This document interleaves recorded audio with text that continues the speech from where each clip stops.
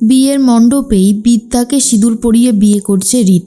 সম্পূর্ণ জানতে ভিডিওটিতে একটি লাইক করে দেখতে থাকো। গল্পের শুরুতেই দেখা যায় প্রফেসর বিবি এখনও পর্যন্ত জানেই না যে ফাগুনের হবু বর ঠিক কে। আসলে রিতের সাথেই যে বিয়ে ঠিক হয়েছে ফাগুনের, সেটা তো এখনও জানে না। এদিকে বিদ্যা মনে মনে অনেক বেশি কষ্ট পেতে থাকে। তখনই চলে এসেছে কাকিমণি আর বলে, কি হয়েছে বিদ্যা? তোমাকে দেখে মনে হচ্ছে তুমি কোনো কিছু নিয়ে খুব চিন্তা করছো, কান্নাকাটি করেছো, চোখের থেকে জল বেরোচ্ছে কেন, কি হয়েছে আমাকে বলো। কিন্তু বিদ্যা কোনোভাবেই খুলে বলতে চায় না, বাট কাকিমণি বারবার করেই জিজ্ঞেস করে কি হয়েছে খুলে বলার জন্য। তখনই বিদ্যা বলে, আসলে মনের মধ্যে একজন অনেক বড় জোরে আঘাত করেছে, তাই জন্যই হয়তো এতটা কষ্ট হচ্ছে। সে আমাকে অনেক ভালোবাসে, কিন্তু আমি তার ভালোবাসা অ্যাকসেপ্ট করিনি, সেই জন্যই হয়তো কষ্টটা এত বেশি করে পাচ্ছি। ঠিক সেই মুহূর্তেই তখনই কাকিমণি বলে, তুমি তার ভালোবাসাটাকে মেনে নিচ্ছ না কেন?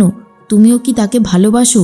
এরপর বিদ্যা বলে, আমি ভালোবাসলেই বা কি, কারণ তার যে অন্য কারোর সাথে বিয়ে ঠিক হয়ে যাচ্ছে, ঠিক হয়েও রয়েছে, হয়তো তার বিয়েও রয়েছে আজকের দিনেই। তো আমি তাকে ভালোবেসে আর কী বা করব? কষ্ট বাড়িয়ে তো আর কোনো লাভ নেই, তাই আমি কোনোভাবেই আর এটা মেনে নিতে পারছি না। ঠিক সেই মুহূর্তেই তখনই কাকিমণি বলে, দেখো তাহলে আজকের দিনে আর কষ্ট পেও না, এক্ষুনি কিন্তু হবু জামাই চলে আসবে, বরণ করতে হবে তো, আমি দেখি বরণডালাটা রেডি হলো কিনা। বলতে বলতে বর চলে এসেছে, কিন্তু তখনই দেখা যায় তোরসা মানে ফাগুনের মা কোনোভাবেই বরণ করবে না বলে ঠিক করে। এরপরেই ফাগুন তখন বলে, কেন বাবা, মা বরণ করবে না কেন? এরপরই কাশ্যপবাবু বলে, আসলে তোমার মা ভয় পাচ্ছে, ভাবছে যদি বরণ করতে গিয়ে কোনো রকমের কোনো ঝামেলা হয়, কোনো রকমের কোনো সিক্রেট করে পাত্র, কারণ পাত্র তো শুনেছিলাম অন্য কোনো মেয়ের প্রতি আসক্ত, সেই ভয়টাই পাচ্ছে তোমার মা। এরপরেই বিদ্যা বলে, এটা কোনো কথা হলো? পাত্র বাইরে দাঁড়িয়ে আছে, আর এখন যদি ওনাকে বরণ করতে যাওয়া না হয় তাহলে তো চরমতম অন্যায় হবে। আমি এক কাজ করি, আমি বরং হাতে তুলে নিই বরণডালাটা। কিন্তু সবাই জানে যারা বিবাহিত তারাই শুধু বরণ করতে পারবে, যাদের শাখা সিঁদুর আছে। কিন্তু বিদ্যা তো বিবাহিত নয়, তাহলে বিদ্যা কি করে বরণ করবে? এই কথাটাই সবাই বলতে থাকে।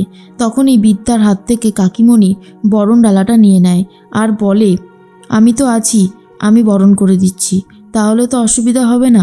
চলো বিদ্যা, তুমি না হয় শঙ্খটা বাজাবে, কেমন? এরপরেই বিদ্যা তখন বলে, ঠিক আছে, আমার কোনো অসুবিধা নেই। এরপরেই বিদ্যা শঙ্খ বাজাবে বলে এগিয়ে যেতে থাকে। আর অন্যদিকে চলে এসেছে রাজদেব চ্যাটার্জি নিজেও। কাশ্যপবাবু বলে, আপনারা যে এসেছেন আমার যে কী ভালো লাগছে বলে বোঝাতে পারবো না। এরপরেই রাজদেব চ্যাটার্জি বলে, আমার ছেলের বিয়ে বলে কথা, আর আমি আসবো না সেটা কখনো হতে পারে? আমার ছেলে আজকে থেকে আপনার ছেলে হবে, আর আপনার মেয়ে আজকে থেকে আমার মেয়ে হবে, বলুন তো এটা কত সৌভাগ্যের ব্যাপার। তখনই কাশ্যপবাবু বলে, একদম ঠিক কথা বলেছেন আপনি, সত্যি আজকের দিনটা কিন্তু আমাদের জন্য অনেক বড় একটা আনন্দের দিন, আর সেটা কিন্তু বেশ ভালো লাগছে। অন্যদিকে দেখা যায় প্রফেসর বিদ্যা ভাবে কি করে এটাকে মেনে নেবে, কারণ প্রফেসর বিদ্যা যখন রিতকে দেখে জাস্ট চমকে যায়। এই রীতি যে বিদ্যার পেছনে ঘুরঘুর করত, বারবার করে বিদ্যাকে ফোন করে ভালোবাসার কথা বলতো, সেই হিসাবটাই আর মেলাতে পারছে না প্রফেসর বিবি। প্রফেসর বিবি ভাবে, এটা কি দেখছি আমি, নিজের চোখকেই তো বিশ্বাস করে উঠতে পারছি না, সব কিছুই কেমন যেন অন্য রকমের লাগছে, জানি না এটাকে আমি কিভাবে মেনে নেব। এরপর রাজদেব চ্যাটার্জিও প্রফেসর বিবিকে দেখে অবাক হয়ে যায় আর জিজ্ঞেস করে, আচ্ছা ওকে তো আমি কোনোদিনও দেখিনি আপনাদের বাড়িতে। এরপর রাজদেব চ্যাটার্জি আর কথা শুনে কাশ্যপবাবু কী বলবে নিজেই বুঝে উঠতে পারে না।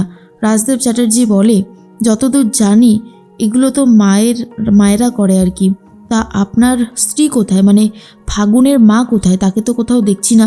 এরপর কাশ্যপবাবু বলে, আসলে একটা ভুল বোঝাবুঝি হয়েছে, বুঝলেন তো, আসলে তোরসা ভাবছে যদি এখানে আসলে কোনো রকমের কোনো বিপদ হয়, তাই সে আসতে চাইছে না। ও আসবে কেন, আপনি একদম চিন্তা করবেন না, ও ঠিক চলে আসবে।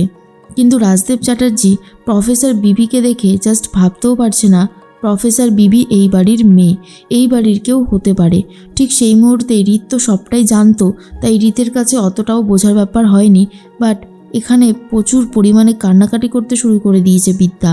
বিদ্যা রিতকে কোনোভাবেই যেন মেনে নিতে পারছে না ফাগুনের বর হিসাবে, কারণ এই রিতকেই মন দিয়ে ভালোবেসেছে ফাগুনের বরকেই বিদ্যা। তখনই বিদ্যা ভাবে কি করবে। এরপর কাকিমণি বরণ করতে শুরু করে। বরণ করা শেষ হতেই কাকিমণি যখন বরণডালা নিয়ে ভেতরে যাবে তখনই বিদ্যা বলে, কাকিমণি বরণডালাটা আমাকে দাও, আমিও ওনাকে বরণ করব। আর এটা শোনার পরেই কাকিমণি পুরো চমকে যায় আর বলে, কি বলছোটা কি, তুমি বরণ করবে? কিন্তু তুমি কেন বরণ করবে? বরণ তো এওরা করে, আর তুমি তো এও না। তখন বিদ্যা বলে, তাতে কি হয়েছে? আজকে ফাগুনের সাথে ওনার শুভদৃষ্টি হবে, মালা বদল হবে, সিঁদুরদান হবে। উনি তো এবারই জামাই, আর আমি তো ফাগুনের দিদি। তো দিদি হিসেবে আমি তো চাই ফাগুন ভালো থাকুক। ফাগুনের ভালোর কথা ভেবে বরণ করলে এমন কিছু ক্ষতি হবে বলে তো আমার মনে হয় না। এরপরে রিত বলে, হ্যাঁ করুন না, বরণ করুন, অবশ্যই করতে পারেন। এরপরেই তখনই বরণ করতে শুরু করে দেয় বিদ্যা।